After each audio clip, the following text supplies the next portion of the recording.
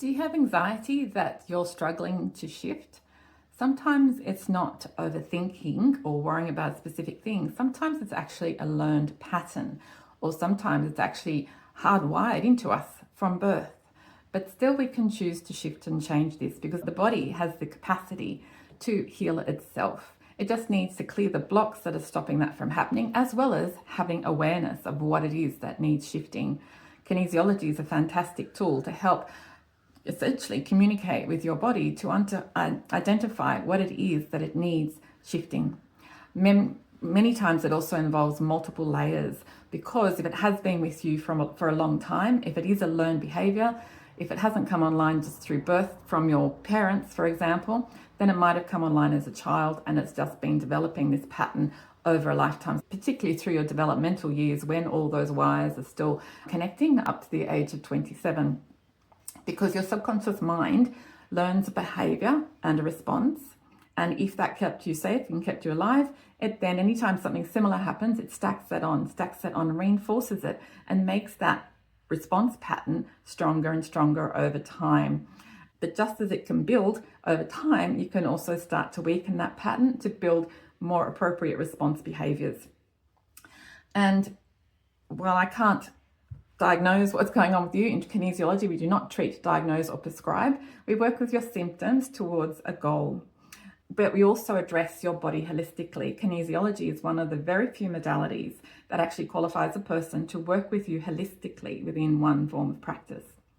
So when I say holistically, we reference the triangle of health. One side of the triangle is our mental and emotional and spiritual. The other side is our physical and structural aspects. And the other side is biochemistry.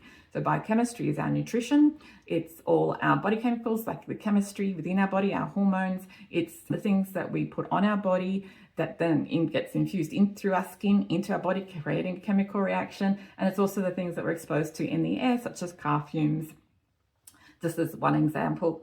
But the triangle then represents the fact that everything is connected and one thing has an impact on the other.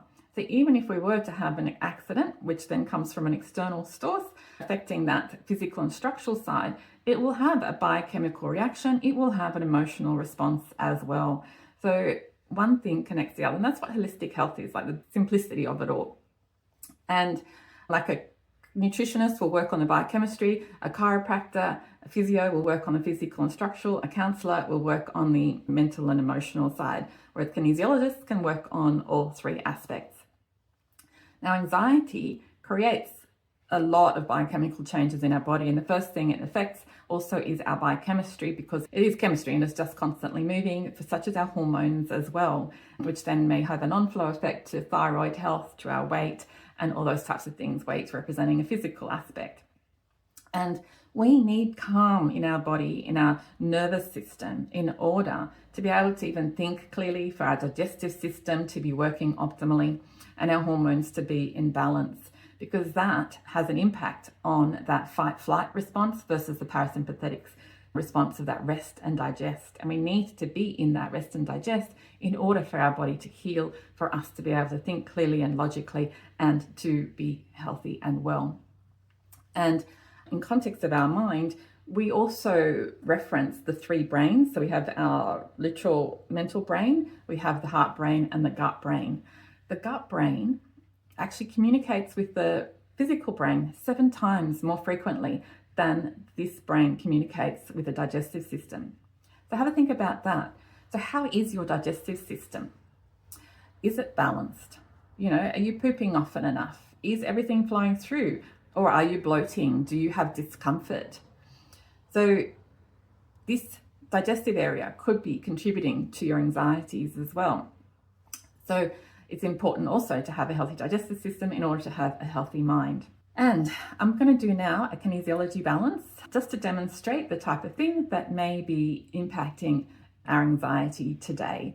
So trust that if you made it this far, that this next technique may be for you. I'm just going to pause you here while I find the next balance.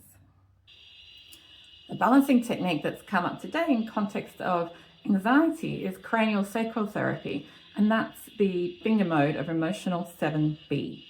So our fingers act like a database, which then helps direct me to which balancing technique we need to do. And again, I muscle test through that. So let's find the emotion in context of craniosacral therapy that's needed, coming from the 5 elemental flow, which represents the flow of life.